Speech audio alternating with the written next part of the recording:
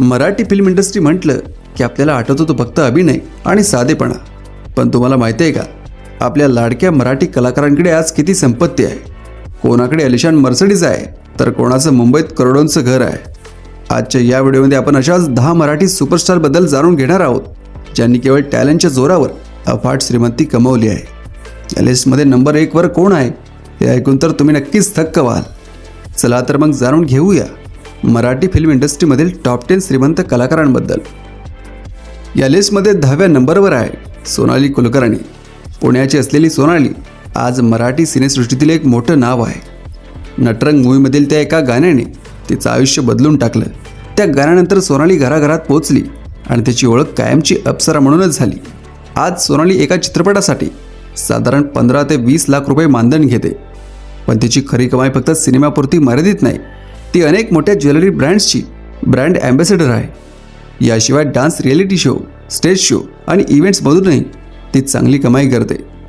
Sonali social मीडियावर खूप active असते, त्यामुळे तिथूनही तिला मोठ्या प्रमाणात डील्स मिळतात. तिच्या लाईफस्टाईलबद्दल बोलायचं झालं तर पुणे आणि मुंबईत तिची स्वतःची घरं आहे. तिला महागड्या गाड्यांची प्रचंड आवड असून मर्सिडीजसारखी अलिशान कार तिच्या कलेक्शनमध्ये आहे. मेहनत, टॅलेंट आणि स्मार्ट निर्णयांमुळे सोनालीने स्वतःची एक वेगळी ओळख आणि मोठी संपत्ती निर्माण केली आहे. 9व्या नंबरवर आहे सिद्धार्थ जाधव. सिद्धूचा प्रवास खरंच खूप इन्स्पायरिंग आहे.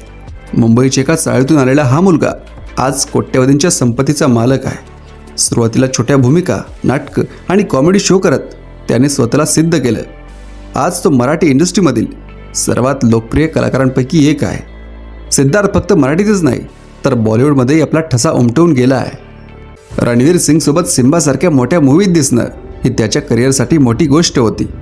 सिद्धूची कमाई फक्त चित्रपटांपुरती मर्यादित नाही, तो जाहिराती, स्टेज शो, रिॲलिटी शो आणि अँकरिंगमधूनही मोठा पैसा कमावतो. मुंबईत त्याचं स्वतःचं अलिशान घर आहे. फॅशनबाबत बोलायचं झालं तर सिद्धूला स्टायलिश कपडे आणि शूजची खूप हौस आहे. त्याच्याकडे शूजचं मोठं कलेक्शन असल्याचंही म्हटलं जातं. मेहनत, विनोदबुद्धी आणि लोकांशी जोडलेपणामुळे सिद्धार्थ आज या श्रीमंत कलाकारांच्या यादीत अगदी योग्य ठिकाणी आहे. 8व्या नंबरवर एक असं नाव आहे जे फक्त अभिनेता नाही तर दिग्दर्शक, निर्माता आणि होस्ट म्हणूनही ओळखलं जातं. ते म्हणजे महेश मांजरेकर. मराठी आणि हिंदी दोन्ही इंडस्ट्रीत त्यांनी आपली वेगळी ओळख निर्माण केली आहे. अभिनय, दिग्दर्शन आणि निर्मिती या तिन्ही क्षेत्रात त्यांनी यश मिळवलं आहे. महेश मांजरेकर यांचं स्वतःचं प्रोडक्शन हाऊस आहे, ज्यातून अनेक गाजलेले चित्रपट आले आहे. बिग बॉस मराठी या शोचे होस्ट म्हणून ते प्रचंड लोकप्रिय झाले. एका सीझनसाठी ते करोडोंचं मानधन घेतात असं बोललं जातं. यामुळेच त्यांची कमाई दरवर्षी वाढत जाते. त्यांची लाईफस्टाईल एकदम रॉयल आहे. मुंबईत त्यांचं एक मोठं अलिशान घर आहे. गाड्यांचा शौक, दर्जेदार आयुष्य आणि इंडस्ट्रीमधील मोठं वजन यामुळे महेश मांजरेकर आज मराठी इंडस्ट्रीमधील श्रीमंत आणि प्रभावशाली व्यक्तींपैकी एक मानली जातात. 7 नंबरला आहे मराठी फिल्म इंडस्ट्रीचा स्टाईल आयकॉन म्हणजेच अंकुश चौधरी. दुनियादारी चित्रपटानंतर अंकुशचं करिअर पूर्णपणे बदललं. त्या सिनेमानंतर त्याची मार्केट व्हॅल्यू अक्षरशः गगनाला भिडली.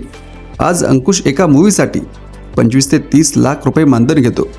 अंकुश फार शांत स्वभावाचा असला तरी त्याची श्रीमंती त्याच्या लाईफस्टाईलवरून सहज दिसते. मुंबईच्या उच्चभ्रू भागात त्याचं स्वतःचं घर आहे. तो मोजकेच पण दर्जेदार सिनेमे करतो, त्यामुळे त्याची ब्रँड व्हॅल्यू कायम टिकून आहे. अंकुश जाहिराती आणि इव्हेंट्समधूनही चांगला पैसा कमावतो. कमी गोंधळ, जास्त काम आणि सातत्य यामुळे तो आज मराठी इंडस्ट्रीमधील श्रीमंत आणि भरोसेमंद कलाकारांपैकी एक ठरला आहे. 6व्या नंबरवर आहे बायोपिक किंग सुबोध भावे. बालगंधर्व, काशीनाथ घाणेकर अशा भूमिका साकारून सुबोधने स्वतःची एक वेगळी ओळख निर्माण केली आहे. अभिनयाबरोबरच तो दिग्दर्शन आणि निर्मातासुद्धा आहे. सुबोधचं मानधन इंडस्ट्रीत खूप चांगलं मानलं जातं. चित्रपटांसोबतच तो मालिकांच्या एका एपिसोडसाठी मोठं मानधन घेतो. त्याची प्रतिमा एक सुसंस्कृत, कौटुंबिक कलाकार अशी असल्यामुळे अनेक मोठे ब्रँड्स त्याला जाहिरातींसाठी प्राधान्य देतात. त्याचं स्वतःचं एक प्रोडक्शन हाऊस आहे आणि रिअल इस्टेटमध्येही त्याने गुंतवणूक केल्याचं बोललं जातं. अभिनय, दिग्दर्शक आणि योग्य आर्थिक नियोजन यामुळे सुबोध भावे आज एक यशस्वी आणि श्रीमंत कलाकार म्हणून ओळखले जातात. 5 नंबरला आहे सई तावणकर. मराठी इंडस्ट्रीमधील बोल्ड अँड ब्युटिफुल अभिनेत्री. आज सई मराठीमधील सर्वात श्रीमंत अभिनेत्रींपैकी एक मानली जाते. मिमीसारख्या बॉलिवूड चित्रपटांमुळे तिची ओळख हिंदी इंडस्ट्रीमध्येही वाढली. तिची स्वतःची साड्यांची ब्रँड लाईन आहे, ज्यातून ती चांगली कमाई करते. सईला महागड्या गाड्या, आणि घड्याळांची खूप आवड आहे. मर्सिडीज आणि BMW सारख्या गाड्या तिच्या कलेक्शनमध्ये आहे. वेबसिरीज, जाहिराती आणि चित्रपट यामुळे सईची कमाई सातत्याने वाढत आहे. 4थ्या नंबरवर आहे मराठीचा चॉकलेट बॉय स्वप्नील जोशी. बाल कलाकार म्हणून सुरुवात करून आजपर्यंतचा त्याचा प्रवास खूप प्रभावी आहे. मराठी इंडस्ट्रीमधील तो सर्वात महागड्या अभिनेत्यांपैकी एक मानला जातो. स्वप्नील एका एपिसोडसाठी लाखोचं मानधन घेतो असं म्हटलं जातं. चित्रपट, नाटक, वेबसिरीज आणि TV शोमुळे त्याची कमाई मोठ्या प्रमाणात वाढली आहे. त्याच्याकडे ऑडीसारख्या आलिशान गाड्या आहेत आणि मुंबईत स्वतःचं एक मोठं घर आहे. याशिवाय तो काही स्टार्टअपमध्येही गुंतवणूक करतो, ज्यामुळे त्याला अतिरिक्त उत्पन्न मिळतं. शांत स्वभाव आणि स्मार्ट आर्थिक निर्णयामुळे स्वप्नील जोशी आज या यादीत आहे. 3ऱ्या नंबरवर आहेत सचिन पिळगावकर. गेल्या 50 वर्षाहून अधिक काळ ते इंडस्ट्रीत सक्रिय आहेत. बालकलाकार म्हणून सुरुवात करून आज ते अभिनेता, दिग्दर्शक, गायक आणि निर्माता म्हणूनही ओळखले जातात. त्यांचं स्वतःचं प्रोडक्शन हाऊस आहे आणि मुंबईत अनेक फ्लॅट्स आहेत. इतक्या वर्षांच्या मेहनतीमुळे त्यांनी अफाट संपत्ती कमावली आहे. गाड्यांचा मोठा ताफा आणि रॉयल लाईफस्टाईल हे त्यांचं यशाचं प्रतीक आहे. अनुभव, प्रतिष्ठा आणि सातत्यामुळे सचिन पिळगावकर आजही इंडस्ट्रीमधील सर्वात श्रीमंत आणि आदरणीय कलाकारांपैकी एक आहेत. आता वळूया 2ऱ्या क्रमांकाकडे. हे नाव म्हणजे नाना पाटेकर. नानांबद्दल बोलताना एक गोष्ट सगळ्यात आधी लक्षात येते, ते म्हणजे त्यांचा साधेपणा. इतकी मोठी संपत्ती असतानाही ते आजही खूप साधं आयुष्य जगतात. साधे कपडे, साधी राहणी आणि फारसा दिखावा नाही, हीच त्यांची खरी ओळख आहे. पण याच साधेपणामागे असलेली संपत्ती मात्र अफाट आहे. नानांनी बॉलिवूडमध्येही एकापेक्षा एक हिट सिनेमे दिले आहेत. क्रांतीवीर, अग्निसाक्षी, प्रहार यांसारख्या सिनेमांमधून त्यांनी प्रचंड लोकप्रियता आणि पैसा दोन्ही कमावले. एका काळात ते बॉलिवूडमधील सर्वात जास्त मानधन घेणाऱ्या अभिनेत्यांपैकी एक होते. तरीही त्यांनी कधीही पैशाचा गर्व केला नाही.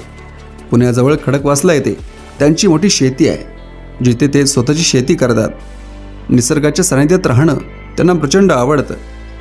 त्यांच्याकडे आलिशान गाड्या असल्या तर ते बहुतेक वेळा साध्याच गाड्या वापरतात. नाम फाउंडेशनच्या माध्यमातून ते मोठ्या प्रमाणात सामाजिक काम करतात. शिवाय दानधर्म करूनही त्यांच्या मालमत्तेमुळे नाना पाटेकर हे मराठीमधील सर्वात श्रीमंत कलाकारांपैकी एक मानले जातात.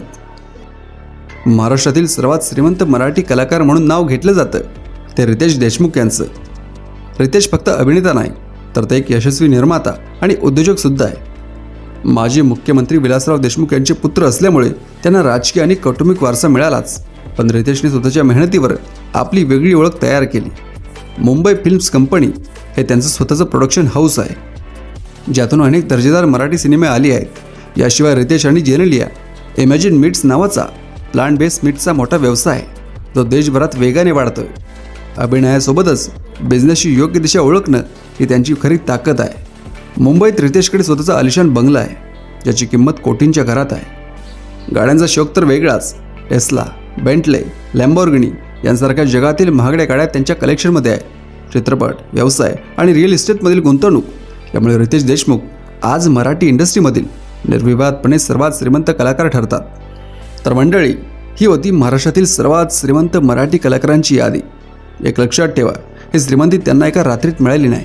यामागे त्यांची वर्षानुवर्षाची मेहनत आणि जिद्द आहे.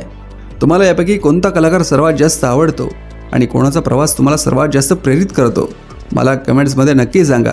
हा व्हिडिओ आवडला असेल तर लाईक करा, आपल्या मित्रांसोबत शेअर करा आणि अशाच इंटरेस्टिंग गोष्टींसाठी आपल्या चॅनलला सबस्क्राईब करा.